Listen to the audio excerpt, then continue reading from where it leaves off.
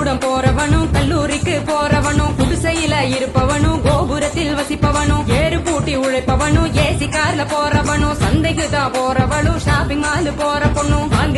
வாங்குறாங்க நெகிழி பையில வாங்குறாங்க நெகிழி பையில வாங்குவது கொஞ்சம் கூட சரியே இல்ல.